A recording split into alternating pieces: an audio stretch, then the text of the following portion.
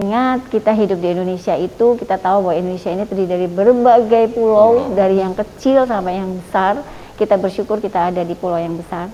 Tapi ingat teman-teman semua bahwa di pulau-pulau kecil ada juga sesama kita yang ingin juga hidup seperti kita, tapi tidak bisa. Yang ingin juga mendapat fasilitas yang sama, tapi tidak bisa. Kenapa kita tidak memulai untuk berbagi? Kenapa tidak memulai untuk mengajak, mengangkat mereka sehingga bisa sama seperti kita? Ayo ikut sama Ksatria Airlangga, rumah sakit kami, agar teman-teman bisa lihat betapa indahnya bila kita menjalin persaudaraan sampai ke pulau-pulau, bahkan yang terjauh.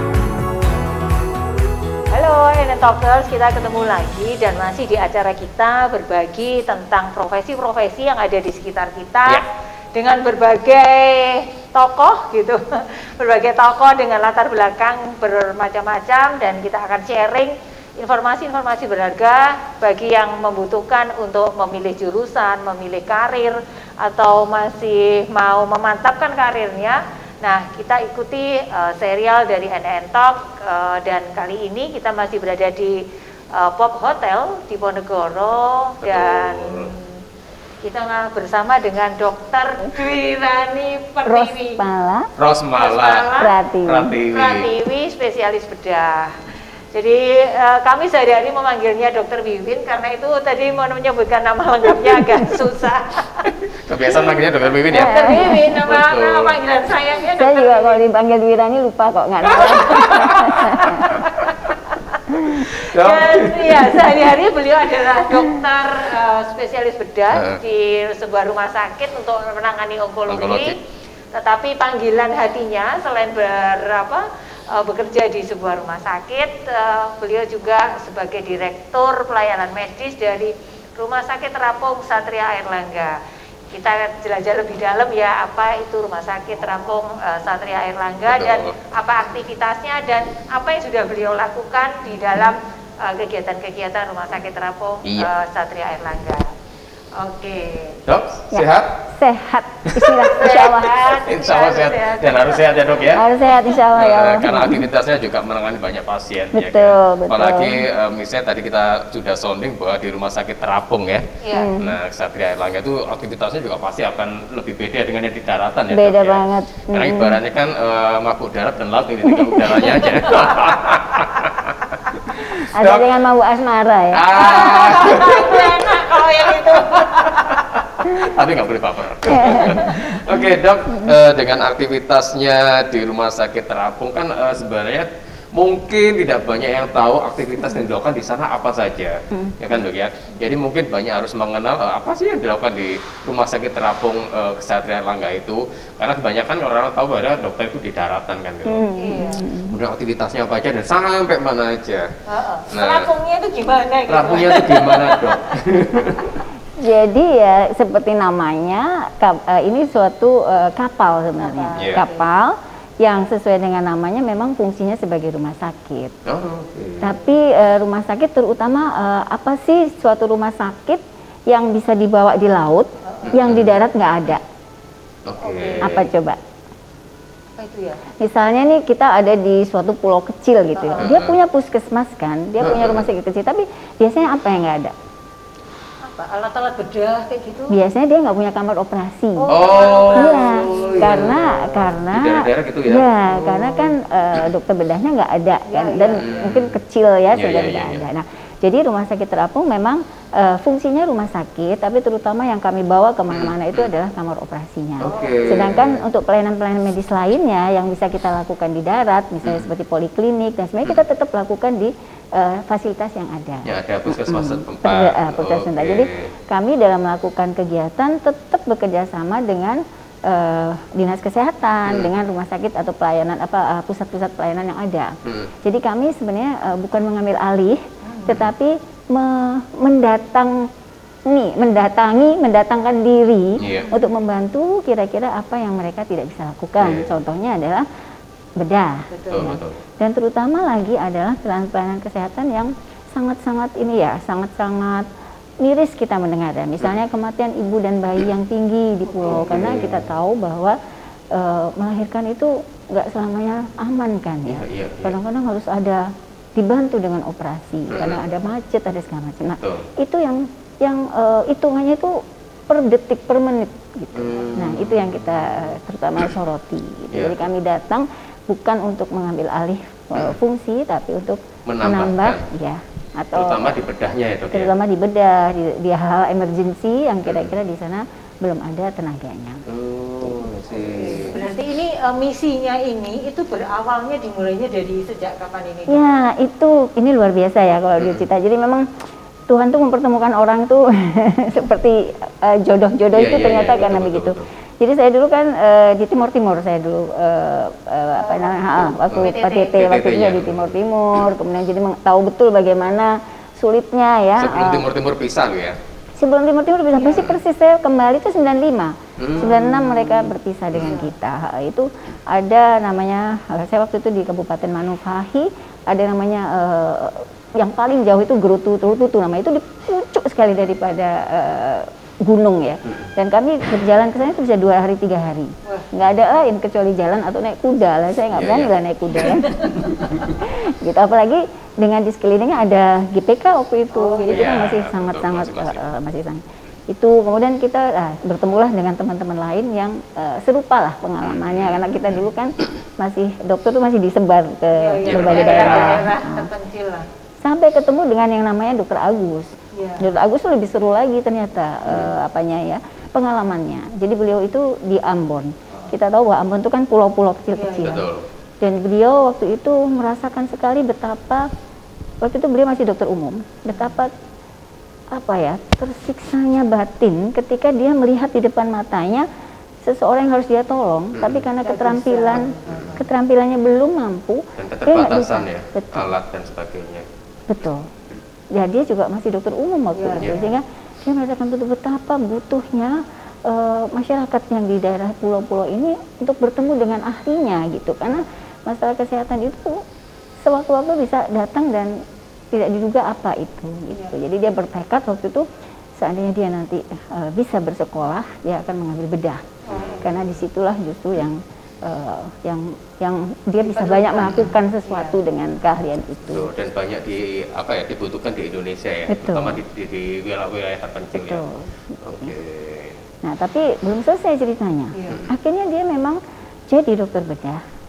Dan ketika dia kembali, dokter bedah kan nggak ada di pulau, adanya kan di kabupatennya.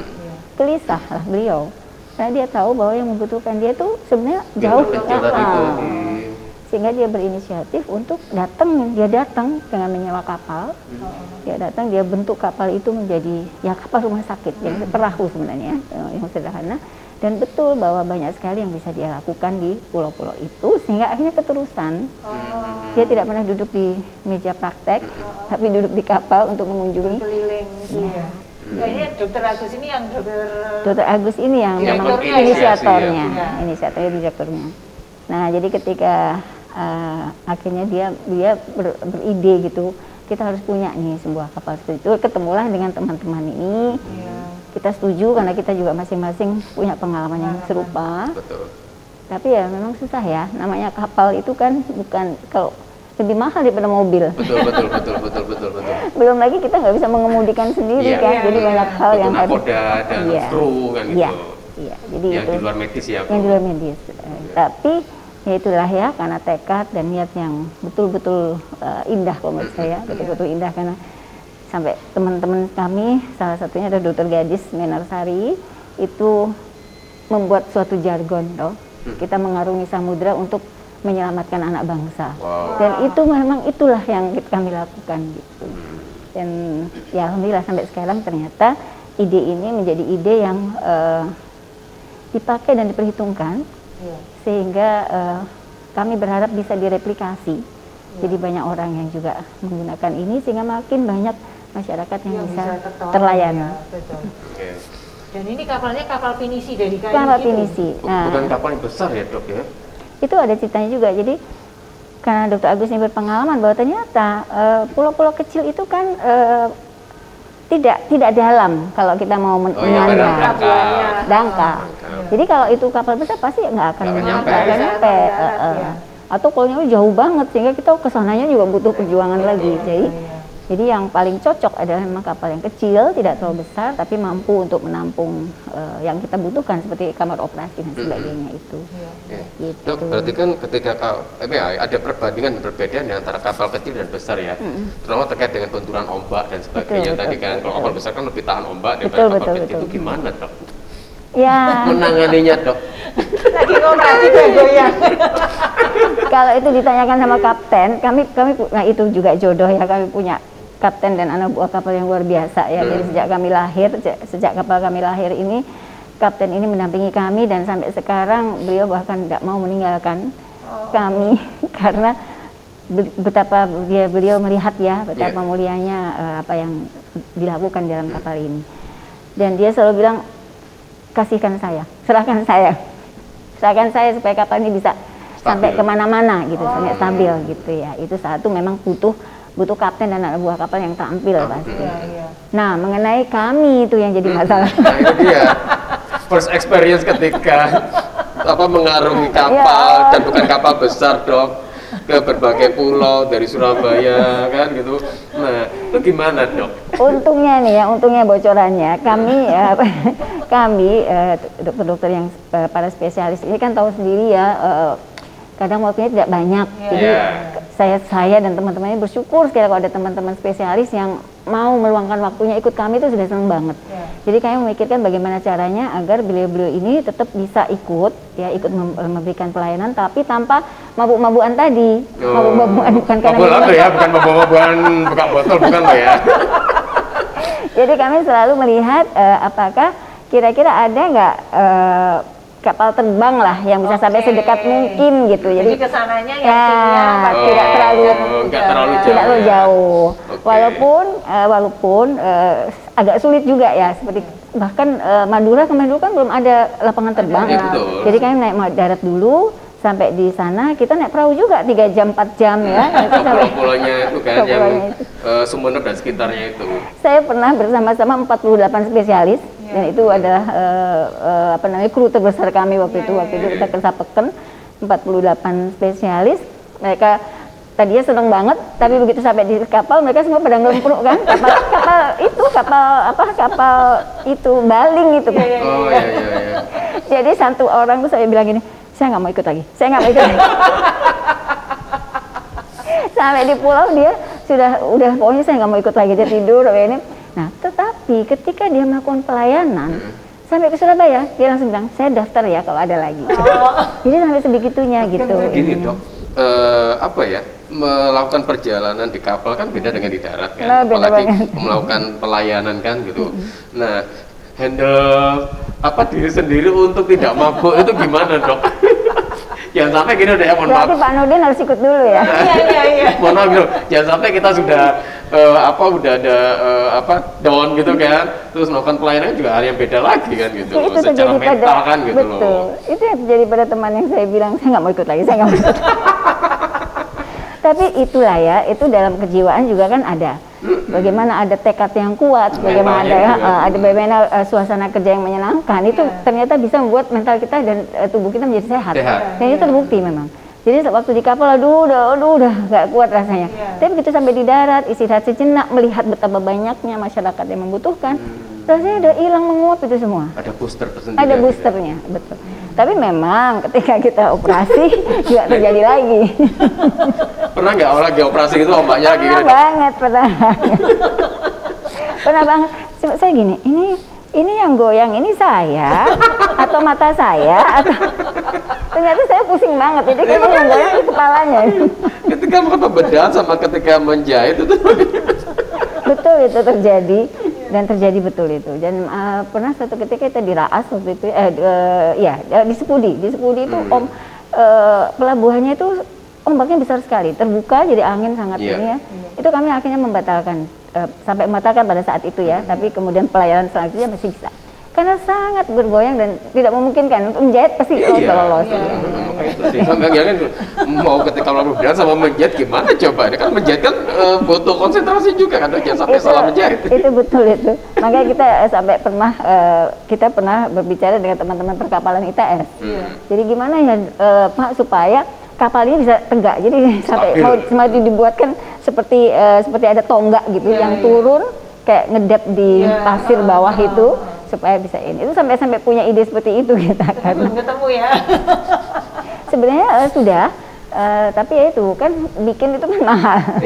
Sama ada yang mau itu bisa. Itu sebagai ide. Jadi kalau misalnya kita nanti bikin lagi kapal rumah sakit itu mungkin perlu itu dari bawahnya betul seperti kaki gitu seperti kalau kita di offshore tuh Pak kan itu menahan ya Dok ya ibaratnya pondasinya itu kan untuk nahan biar nggak terlalu goyang kan kalau kapal penumpang nggak masuk lagi operasi makanya Dok yang ada di sana fasilitasnya kamar operasi nah itu apa aja Dok di kamar operasi itu Dok pelayanannya gitu pelayanannya itu jasa pelayanannya itu kita itu punya satu kamar operasi yang besar yang dimana kamar operasi itu udah Mbak Novi yang udah pernah.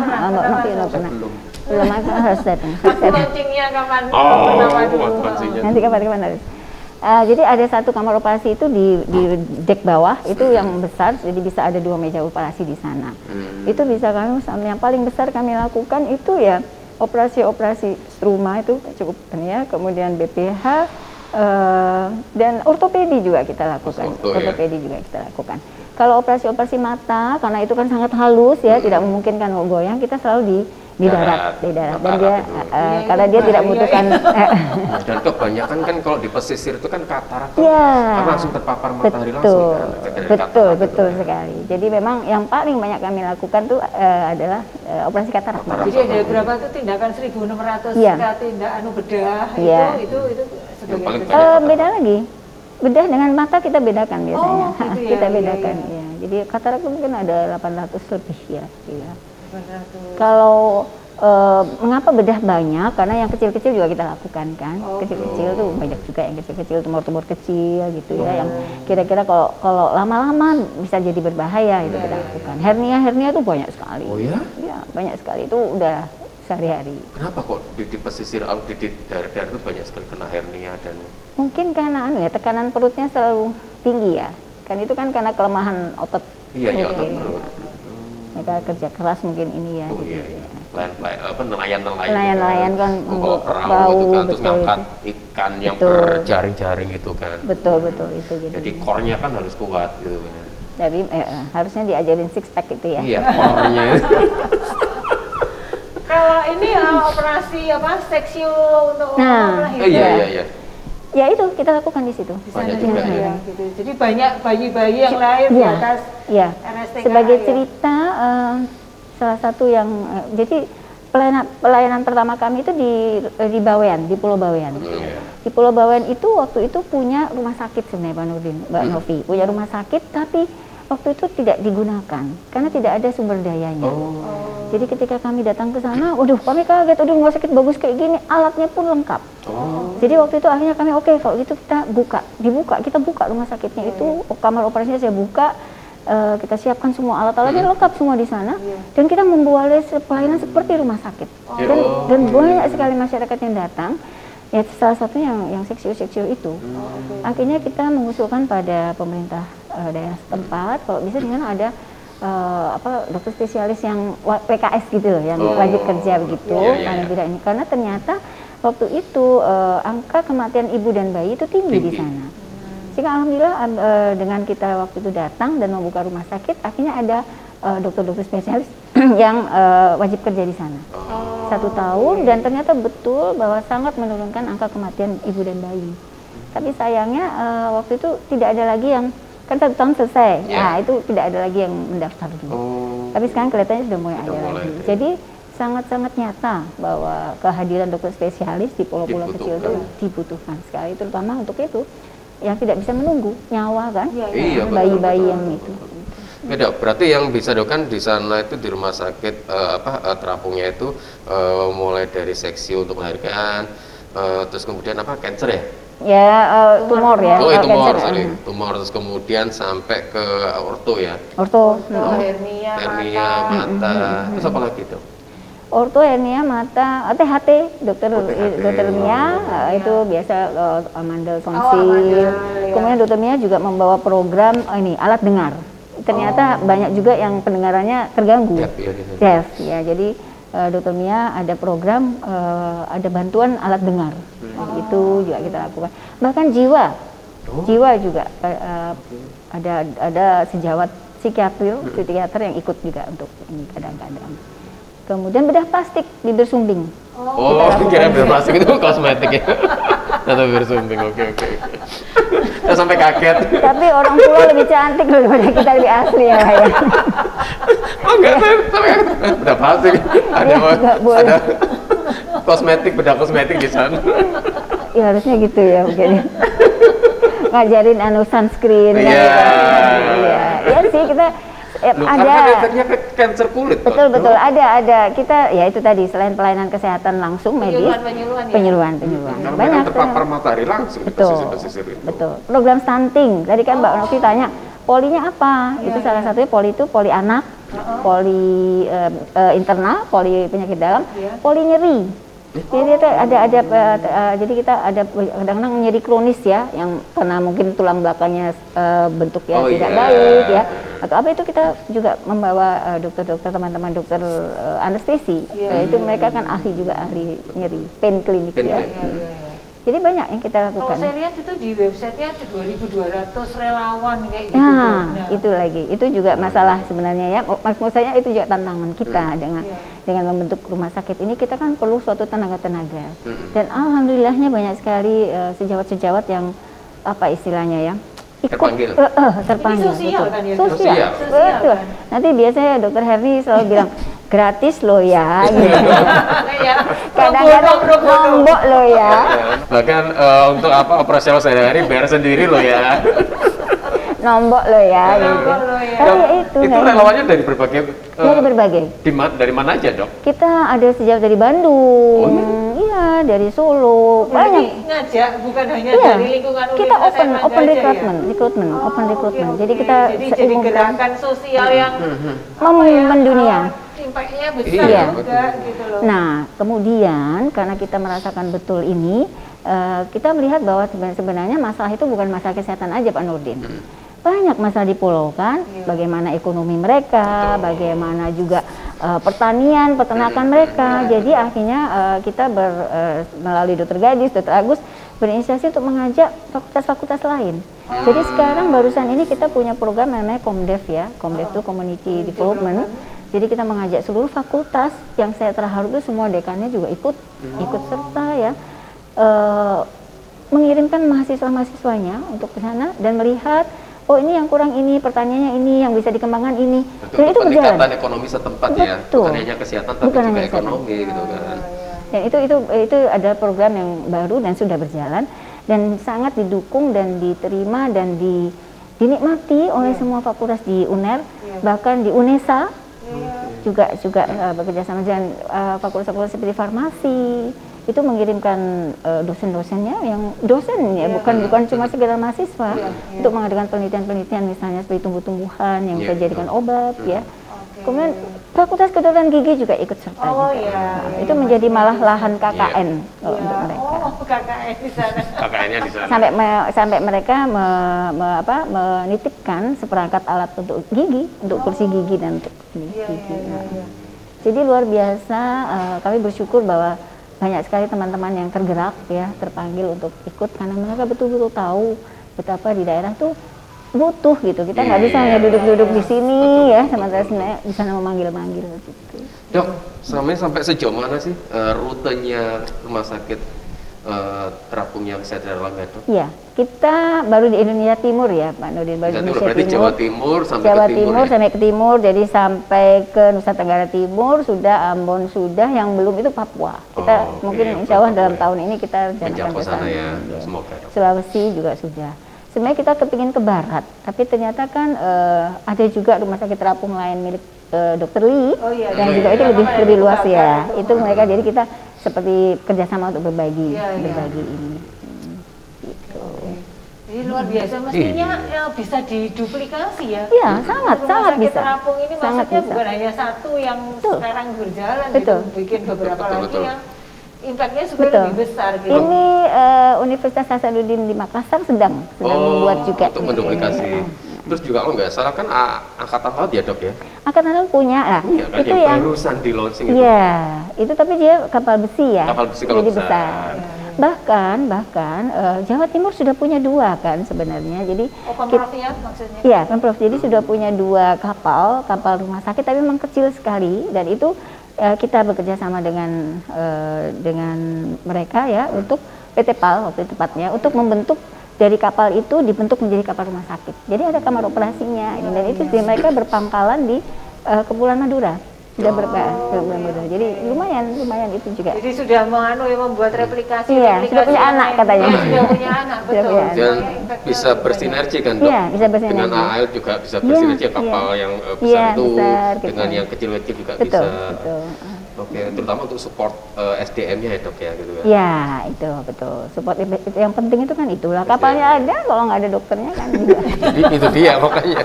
Untuk pesiar akhirnya. Iya.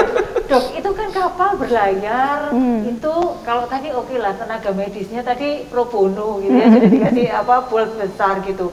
Tapi untuk ini operasional kapalnya seperti itu tuh ada dananya dari mana ya? Nah, itu harus tanya pada Bendaranya.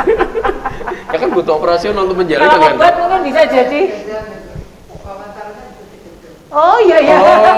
Duh. Jadi dari donasi gitu ya? Ini donasi. Karena betul-betul ketika kami membuat kapal ini, itu pun kayak mimpi.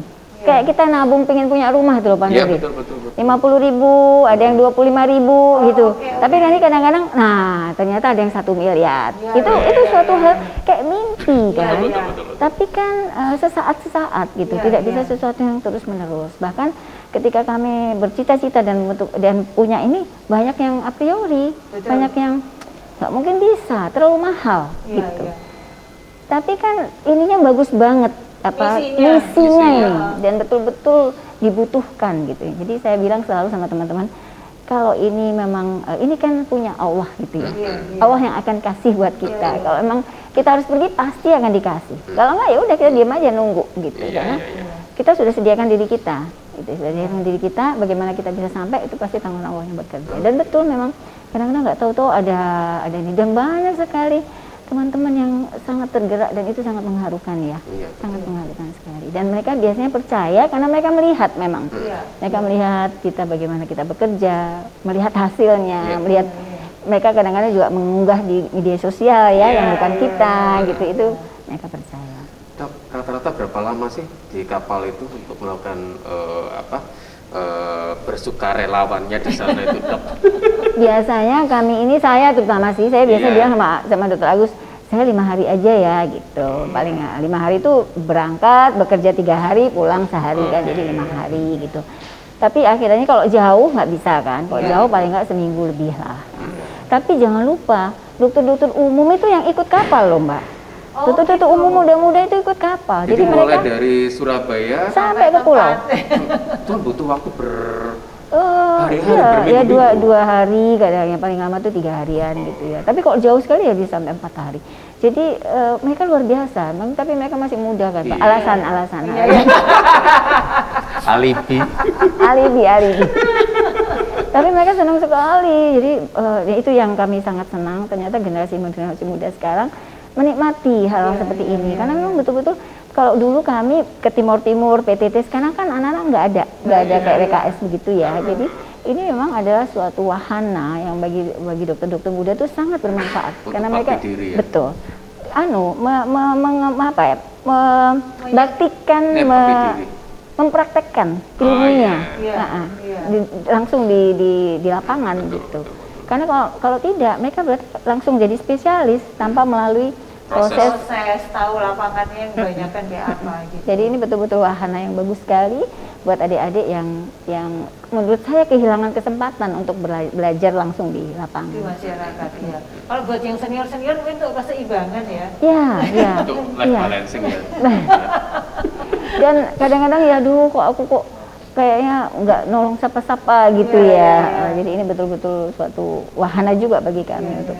Dan mungkin juga transfer experience kayak yang muda-muda kan dok, karena mereka ibaratnya kalau misalnya ada senior kan asisnya ini kan pendampingannya kan dibutuhkan oleh mereka kan gitu, hingga ada transfer experience di sana kan dari yang senior ke junior kan. Betul. Gitu. Betul sekali. Dan praktek langsung di lapangan. Praktek langsung di lapangan yang kadang-kadang situasinya tidak ada di buku kan Pak.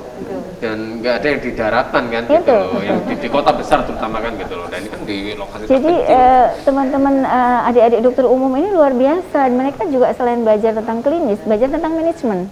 Jadi bagaimana mereka mengatur agar suatu pelayanan itu bisa berlangsung. Mereka membuka poli kan, bagaimana mengumpulkan masyarakat. Ngatur masyarakat tuh ya nggak gampang. Antrian, namanya sistem antrian tuh madu. Apalagi di daerah ya dok ya. Jadi mereka belajar tentang sistem antrian ya. Kemudian mereka juga memanage bagaimana pasien yang sudah direncanakan operasi ini bisa sampai ke meja operasi dan kembali ke rumahnya dengan selamat, dengan baik. Itu mereka belajar tentang itu. Bagaimana kita membuka kamar operasi mata tuh kita buka. Jadi di suatu ruangan gitu ya kita bersihkan, jadi betul-betul seperti membangun rumah sakit gitu ya. Membangun klinik ya. Gitu. Jadi mereka ini. Dok, experience dokter yang terseru ketika di kapal rumah sakit itu apa dok? Ada suatu saat ternyata saya tidak hanya harus menjadi dokter bedah.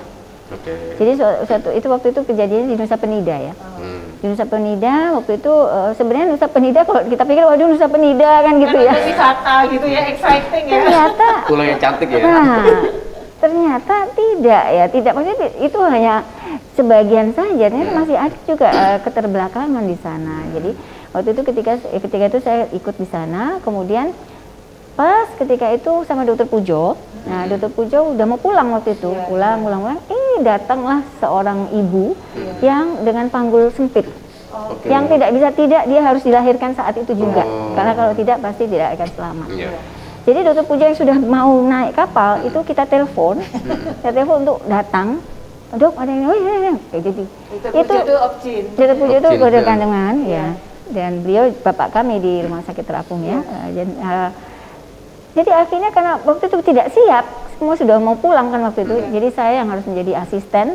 Jadi itu seru banget. Jadi semua dokter spesialis, Dokter Agus, saya dan Dokter Pujo, satu menjadi asisten, satu menjadi instrumen. Jadi betul-betul itu seru sekali karena sangat cepat kejadiannya, darurat sekali. Dan harus seksio ya. Seksio. Dan alhamdulillah selamat. Nah itu dan begitu selesai Dokter Pujo langsung berhenti untuk karena kalau nggak ditinggal sama kapalnya, ditinggal sama plane-nya gitu. Tapi hal seperti itu dan itu sering sekali. Dan kemarin juga sempat teman-teman waktu di Kepulauan Pagerungan dan Sapeken itu sampai mengirim dua ibu dengan bayi dengan melahirkan yang sulit ya, yang harus dikirim segera. Itu sampai dokter biusnya ikut di kapal itu untuk mendampingi dan alhamdulillah selamat sampai sekarang.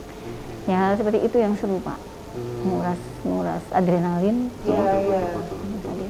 Kalau di sini kita banyak fasilitas, banyak yang bantu. Di sana harus kita sendiri menyiapkan ini, menyiapkan itu. Jadi betul-betul ya begitulah. Ekspresi masyarakat sana sekitar ketika didatangi gimana sih? Waduh Pak, itu kekeluargaannya nggak hilang. Jadi ketika kami sudah sampai Surabaya, telepon dari mereka ya.